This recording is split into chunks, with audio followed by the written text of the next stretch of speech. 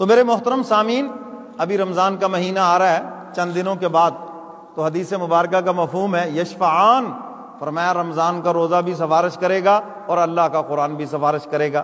اب رمضان کا روزہ کیسے سفارش، آج کل چونکہ استقبال رمضان کے حوالے سے بیانات چل رہے ہیں نا، تو میں نے کہا چلو اس حوالے سے بھی ایک دو باتیں ہو جائیں۔ تو رمضان کا روزہ کیسے سفارش کرے گا؟ جب آپ روزہ رکھیں گے، آپ روزہ رکھیں گے تو رمضان کا روزہ سفارش کرے گا قیامت کے دن، ہیں جی، اور وہ کہے گا مولا اس نے بھوک کو برداشت کیا، پیاس کو برداشت کیا، کھانے پینے کی چیزیں اس کو میسر تھیں، لیکن صرف تیرا ڈر تھا، تیرا خوف تھا، جس کی وجہ سے اس نے مجھے نہیں چھوڑا، اور میں اس کا سفارشی ہوں۔ جب تک آپ اس کی بخشش نہیں فرمائیں گے میں نے تو خاموش بھی نہیں ہونا۔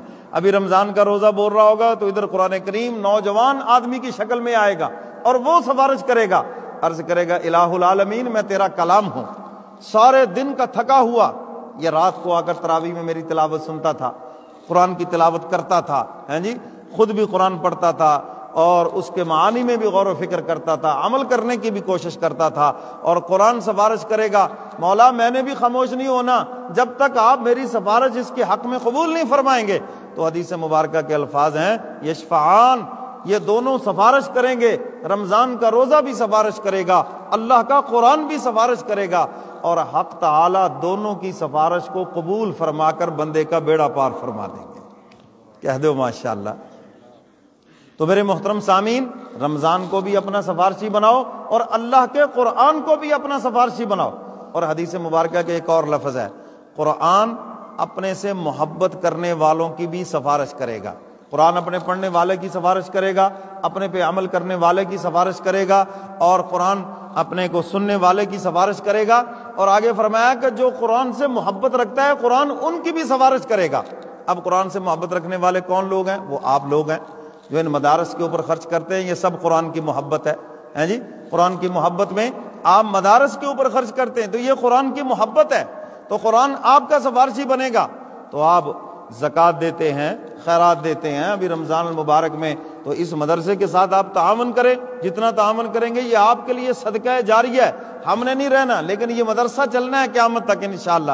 اللہ تعالیٰ دینی اداروں کو سلامت رکھے اور یہ قیامت تک آباد رہیں، اور جب تک یہ سلسلہ چلتا رہے گا اس کا ثواب ہم سب کو قبروں میں لیٹے ہوئے پہنچتا رہے گا۔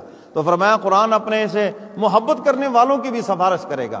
تو میرے محترم سامعین، اللہ رب العزت فرماتے ہیں ہم نے یہ قرآن کریم بطور میراث کے یہ چنے ہوئے لوگوں کو عطا فرمایا۔ فرمایا یہ جو تین طبقے ہیں نا، پہلا تو سب سے ظالم ہوا، نہ تلاوت کی، نہ اس کے احکامات پہ عمل کیا، نہ محبت کی، ہیں۔ فرمایا دوسرا جو میانہ روی چلا، اور تیسرا جو فرمایا کہ سابقم بالخیرات، لیکن ایک بات فرمائی کہ فرمایا یہ تینوں طبقے جائیں گے جنت کے اندر ہی، ہیں۔ اللہ یہ خاص احسان فرمائیں گے، جائیں گے تینوں ہی طبقے جنت کے اندر۔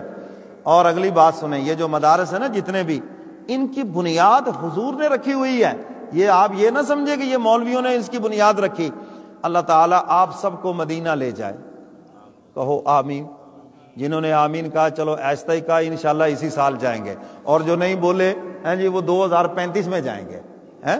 جلدی جانا ہے تو اونچی کہو آمین، ماشاءاللہ۔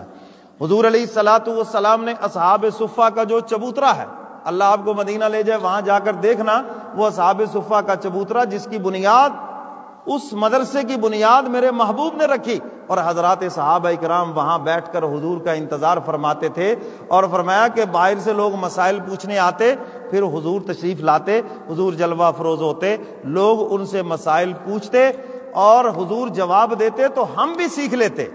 قرآن کریم نازل ہوتا، حضور علیہ الصلوۃ والسلام تشریف لاتے اور آ کر وہ آیت مبارکہ سناتے، فرمایا کہ ہم فوراً اس کو یاد کر لیتے۔ یہ جتنے مدرسے ہیں یہ سب کے سب اس اصحاب صفہ کے چبوترے سے جڑے ہوئے ہیں۔ اللہ ہم سب کو مدینہ لے جائے، اپنی آنکھوں سے دیکھ لینا۔